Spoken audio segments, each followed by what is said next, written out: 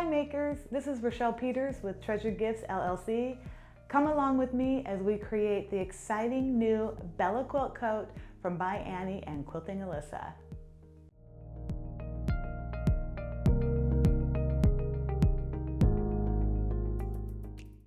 Hi everyone, I am so excited to break down the brand new collaboration between ByAnnie and Quilting Elissa and taking down the Bella coat. This has been highly anticipated. Elissa's coats are absolutely gorgeous, and I cannot wait to make one for myself. So starting out, you need, of course, to get the Bella coat pattern. Now with this coat also comes add-ons where you can do the additional embellishment, foundation paper piecing on the arms and on the front and on the back, and those are different patterns. Right now we're going to start easy because that's how I like to do, start easy, and let's get down the basics of the coat itself, and then from there we can do another one and add on all the pretty things onto it too, although this will be gorgeous all by itself. So in the pattern, what you'll get are, of course, you'll get the cover, which gives you some ideas for how the coat is broken down. There are two coat versions. There's a version A, which has the yoke on it, and then there's also the version B, which is solid and doesn't have a separate yoke on it. Now, if you're brand new to making any kind of coat, you may want to go with the B version just because it's just a couple less pieces to put together. But looking at the video and looking at how this goes together, Elissa's done an excellent job in putting this together. So I'm going to get a little daring. I'm going to go with the A version so I can get the yoke in there. On the back, there's a note that you can get your free videos, so make sure you take a look at those, watch those, they're very, very helpful. So let's take a look at the back of the pattern. So on the back of the pattern, like I said, has the two different views, view A and view B. So the view A, front and back, has the yoke with the sleeves going down the center, and view B has the solid pieces with no separate yoke and no separate pieces going down the middle. The outside of the coat has pockets in it and the lining does not. So in here, what she has you do is go by your measurements. Now, they note size 1, 2, 3, 4, 5. Know that this is not you're walking into your fabric or walking into your clothing store and picking out a size 12 or picking out a size 6 or whatever you may be. This, and I'll show you in a moment, this is just, they really should name this line. And Quilting Elissa talks about this in her video, that it's really indicating which line in the pattern you need to trace out. So really what you want to need to do is go by your body measurements. And what they have you do is measure your bust, which is the fullest part around your bust, and then measure your waist, which is the skinniest part, and then measure your hips, the widest part of the hips. And it's going to give you your 3 measurements. From there is where you're going to come down and you're going to choose which line you want to trace from to get your pattern. From there, you can get your fabric requirements. So your fabric requirements for the A contrasting and the B main are slightly different depending on which line you need to go on. Okay, so if you are up to line 5, you're going to need 2 yards of contrasting, and if you're doing the A, if you're doing the B, you're going to need 3 1/4 yards. If you're on line 6 to 10, for the A contrasting, you're going to need 3 yards, and if you're doing the B main, you're going to use 4 1/2 yards. So just know that there's a slight difference depending on which line you go on. And then from there, the lining is 3 1/2 yards total, or you can use a wide back and 1 3/4 yard wide back. Okay, and then your batting requirements. Okay, so let's take a look at the other things you get in the pattern. You also get cutting labels, which ByAnnie, it does a great job with making sure in all of her patterns you have cutting labels. If you haven't used these before, I highly, highly recommend it. You just cut them out along the lines there, and I already have some that I've broken out. And then from there, when you get your individual pieces, you're going to attach those to your cut pieces of fabric so that you're not trying to figure out which piece it is and possibly make a mistake. I know I would. Okay, so that also comes in your pattern. Of course, the instructions. Now, if you're anything like me and you get a new pattern, you just kind of dive in and go by the pictures. So if you are like me, take a moment, read the instructions, okay?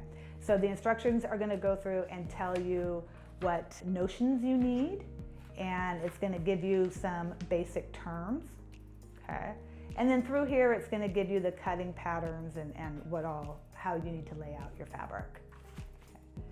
And the final items you're going to get are your actual pattern pieces. So you're gonna have page 1, page 2, page 3. They've done an excellent job of really making this very easy for quilters to go through and understand how to put this together. So it's really, really helpful. So what I'm gonna do is show you page 1. We're gonna unfold this. Note these are full-size pages and you don't have to print them out yourself and then try to tape everything together, which is very, very helpful. One thing I want to notice first is that on here there's a reminder of what your body measurements are and what line you'll need to trace out on. And then once you get your line number here, there is a size chart or a key, they should say a line key, but chart on here. So if you come out to be a line 9 is a dashed line. And on here, dashed line, this is where you're gonna wanna trace out your pattern piece. Okay, so let's lay this out. Now granted, if you're not used to doing clothing patterns, this may look a little bit daunting to you, but that's okay. We're here, we're gonna do it together, right? Okay, so let's say for mine and my measurements, mine ended up being a line 4. So I needed to look for 1, 2, 3, 4. So mine is a kind of a long dash with a short dash, and that's my line 4 that I need to go out on. So what I did was got all of my pieces. Okay, and this is, let me grab the right one, the coat front. Here we go. Okay. Now I have already adjusted this for length because I'm short, so I ended up taking 2 inches off, and I'll show you in a moment how I did that. Okay, so my line, I took a piece of pattern fabric here, and I laid it out on top and put weights on top of it, and then I looked for my size 4. Okay, so my line 4. So my line 4 is right here. I had this laying on top of it as a whole piece, traced it out, and then went back and cut everything out. Okay, so I had a whole piece of tracing fabric on top, copied it out, and then cut it out. Make sure that you mark all of your marks on here where they tell you to put little ticks and lines, because this is going to help you tremendously when you go to sew it. Note that if you're not familiar, this line here is your grain line. So when you take this and put it on your fabric, you'll want to make sure that this line is going with the grain of your fabric. Okay. So what I did with that was I didn't know exactly how this was going to fit on me, and I didn't want to use up all my beautiful, you know, Tim Holtz, Tulip Peak, Sue Penn, you know, fabrics. So I took that, let me get this folded up here.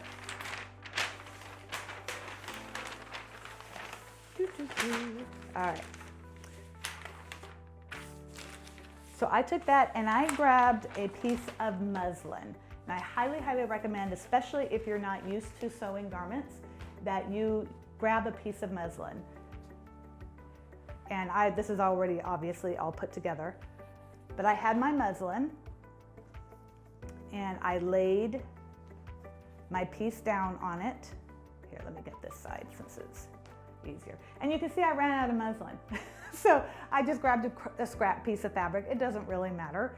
I'm just using it for size. So if you don't have muslin, but you have plenty of scraps that are big enough, by all means, pull them out, make them useful, and make yourself a test run, if you will.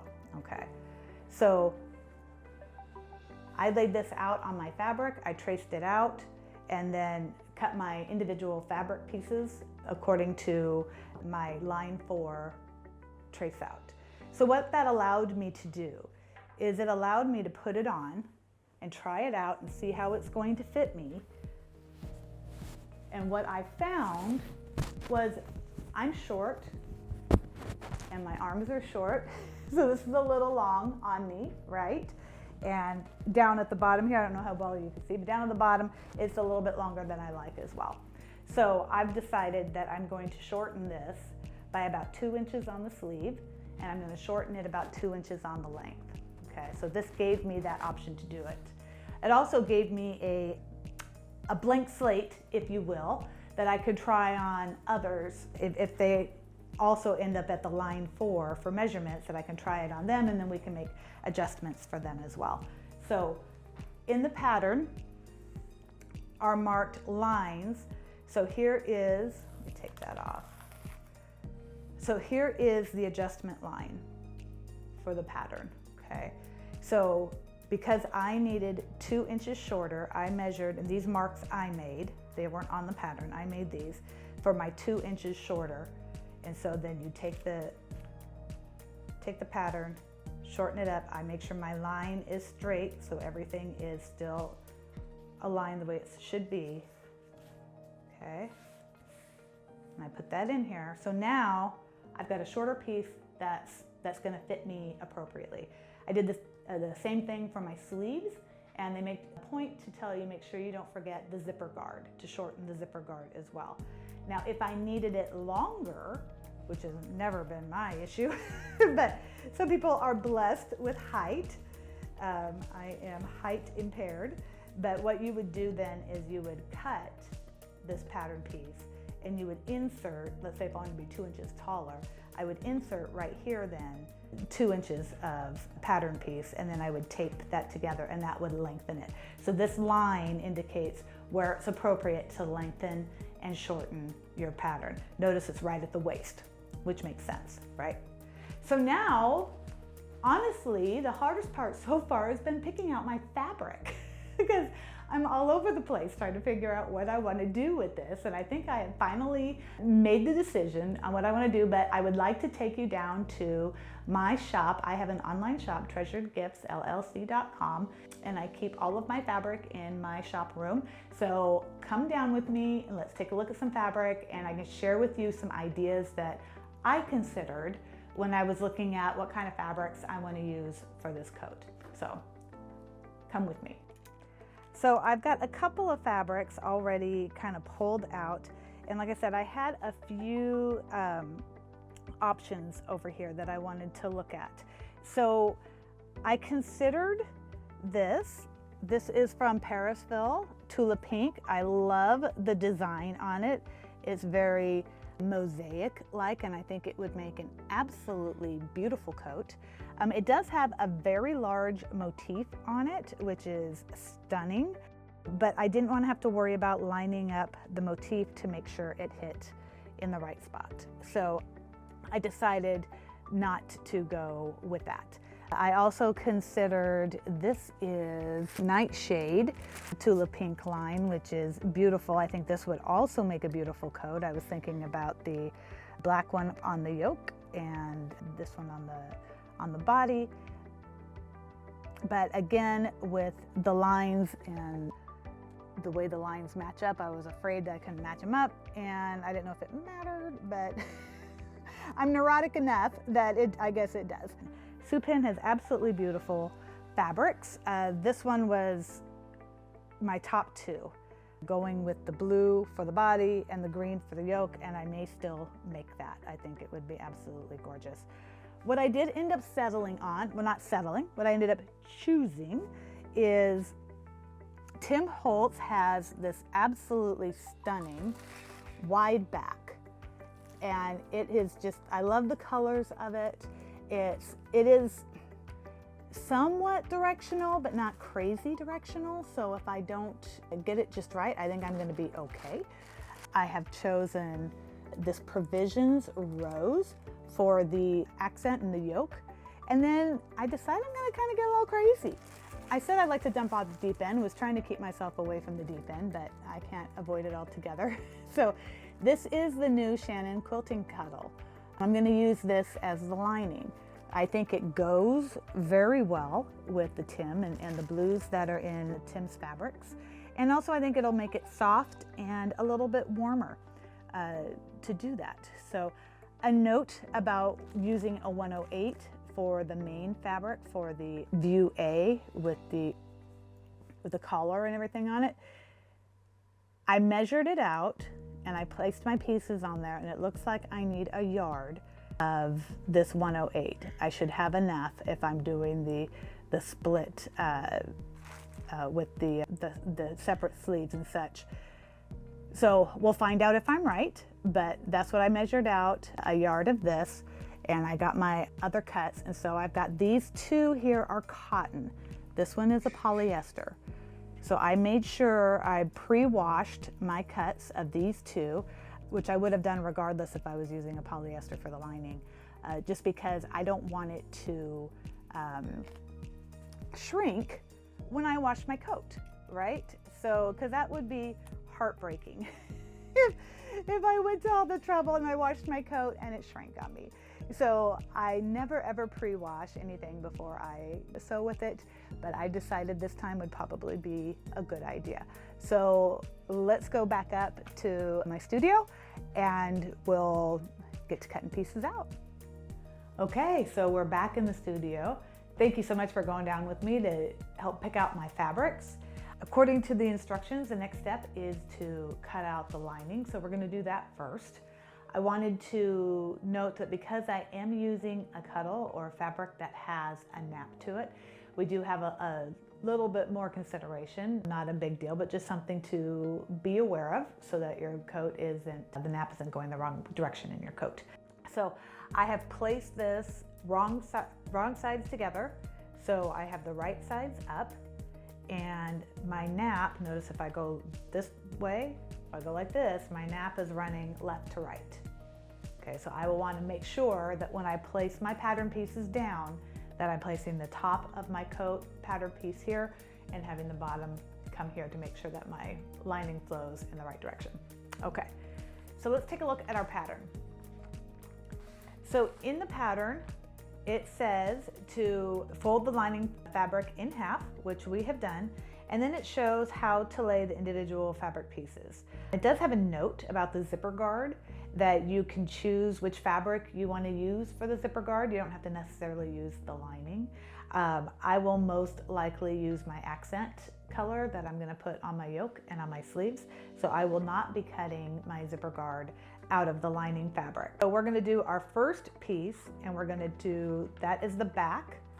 So let's grab our pieces here. So I cut out my back piece, and notice there's a note on here that says place on fold, and it shows you what edge is supposed to go on the fold of your fabric. So I've got my fold right here. I don't know how well you can see it against my mat, but I've got it folded in half here, and I've got my selvage edges lined up. This is going the grain of the fabric, so it's matching my lines here. And I am going to fold this, line this up here. Now remember, I shortened my pattern, so I have this taped. And what I'm going to do now is I'm going to take some pins, got little fluffies in there from the last time I worked with it. Okay, let me get my fluffs out of the way. All right, so I'm going to take some pins and I'm just going to pin through both layers of fabric to hold it together. I can also use fabric weights. I just happen to have a plethora of pins, so that is what I'm using because they are handy. But fabric weights will work just as well. I have a friend of mine who also has the magnetic mat from Sew Tights, which I thought might be kind of interesting to try with this. So maybe when I make the next coat, I will ask her if I can borrow that and see what I think of it. She loves it. So, okay, we're gonna get this all pinned up. We're gonna take this and I'm gonna come around here and mark that. I will get this all marked around here.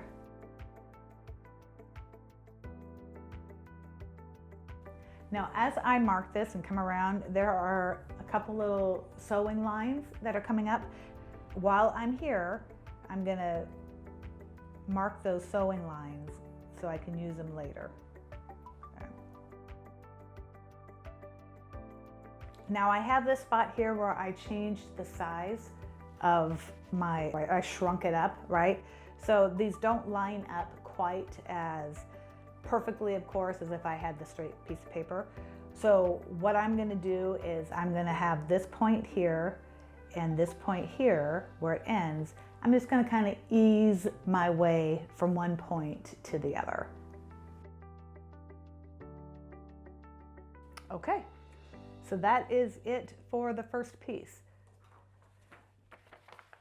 So I can go ahead and cut this out right now, or I can lay all my pieces down and get them all cut out. So I'm gonna cut this first piece out so you can see it, and then I'll go ahead and finish getting the others cut. So where I have a straight line, I'm gonna use my ruler, just because it helps me continue that straight line. Where I have curves, I'm just gonna freehand it. Remember that you have a 1/2 inch seam allowance, so don't stress too much if your cut isn't absolutely perfect, because you're gonna be putting it in the seam allowance anyway.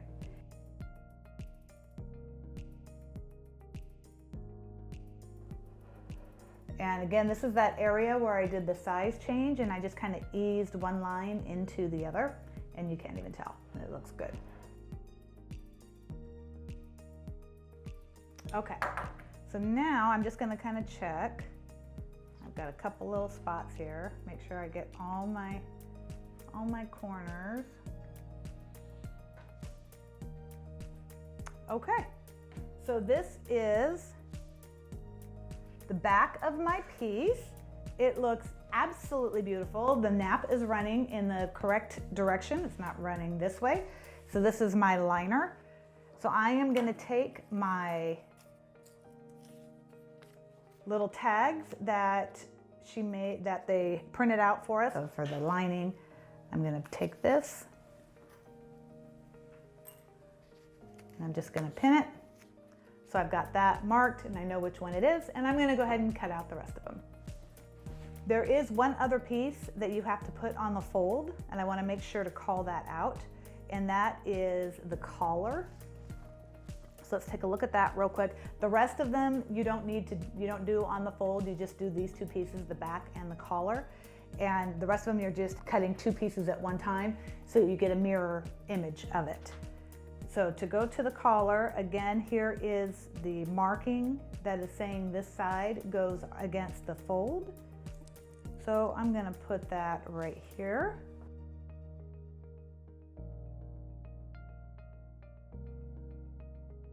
And also one thing to note as well, again, this is direction, or the grain of the fabric, and I'm on directional fabric as far as the nap goes, right?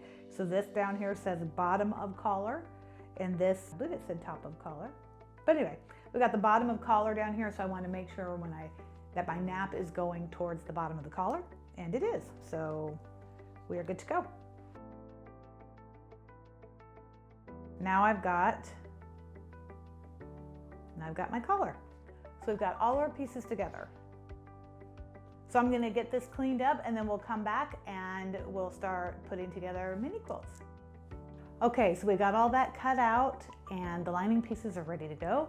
So now we're ready to dive into the main part of the coat, the pretty outside part. One thing I did want to point out, because honestly it confused me a bit for a moment until I realized what I was looking at. When you're cutting out your pieces, your labels, note that there is a view A label and a view B label. Keep in mind that the view A has the yoke on it, so you've got different pieces to cut for that, the front and the back. And view B is just a solid piece front and two solid pieces front and a solid piece back. So once you decide which view you're going to use, make sure you put aside the other tags for the view you're not going to use, if that makes sense. So I'm not going to use view B, so I'm going to set that aside. And note there are a couple of pieces that are for view A or B. So of course we're going to need to keep those handy regardless. So just wanted to point that out so it didn't kind of catch it. It took me half a second to kind of go, wait a minute, that's right, that's not what I needed. So, okay, so let's take a look at the cutting instructions. So we've got our lining pieces all cut. Now, one thing I want to note when we're talking about cutting the next piece, she always lists the height first and then the width. So if a measurement is, let's say I'm grabbing a measurement 25 by 50, we're saying that height is 25 and the 50 is the width, okay? So just kind of help you lay it out on your fabric. So we are doing view A. So from our view A, we have pieces that we need to cut from the main fabric, and we have pieces that we need to cut from the contrasting fabric.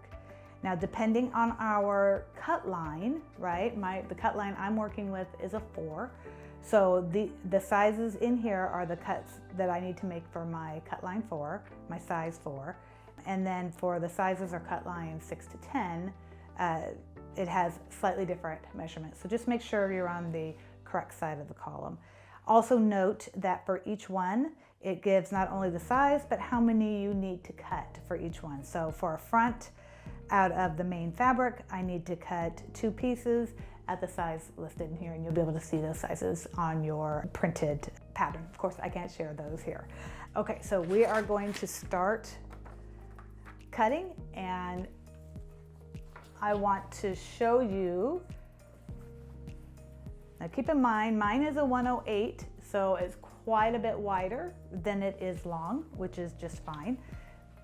So I am gonna grab my selvage edge here. And notice also I'm cutting with the fabric up. I don't know if it matters a whole lot, honestly, but we'll find out. But for now, I'm gonna cut with the side up. Also keep in mind that, again, when my coat is hanging, my coat's gonna hang on me like this, right? So my coat is gonna go along with the selvage of the fabric. So I've got the green going with me. Because one side, keep in mind, one side is not as stretchy as the other way, all right? So when I lay my cut my pieces out, again, if I had that made up measurement of 25 inches long by 50 inches wide, I want to be 25 inches long down my grain, right? And 50 inches wide is how I would measure that on my fabric, okay? So I am gonna get to cutting, and we'll see you back in just a few minutes. Okay, so we're back. I've got all of my pieces cut out of my contrasting fabrics, and I've got all of my pieces cut out of my main fabrics. So I'm gonna set these aside. Now, one thing I want you to notice, because I missed it and I had to look for it a little bit, so I want to save you guys a little bit of trouble. At the bottom of your pattern, right down here, it says lightweight fusible interfacing to cut a piece from the interfacing. So I have done that. So make sure you don't miss that step. Also note that up here for the zipper guard, it has you cut it out of the lining fabric, which is great if that's what you want to cut it out of, right? If you choose to cut it out of one of your main or one of your contrasting fabrics, make sure you go back and do that. So what we're going to do next is, in the next video, we're going to cover putting the pieces together and actually building the coat. But before we get to that, the pattern has you take all of your pieces, right, and you're going to lay them down on batting. So let me grab a batting piece. This one happens to be the right size for this piece. So you'll have a large piece of batting. They have requirements and suggestions in there for how big of a piece. And what you're going to do, you'll have one big piece and you'll lay out all of your pieces on top of it. And there's layout charts in there to show you how to get the best fit for your size of batting, okay? So you're gonna lay everything out on your batting. So if I had more batting over here, I would be laying these pieces out on top and so on.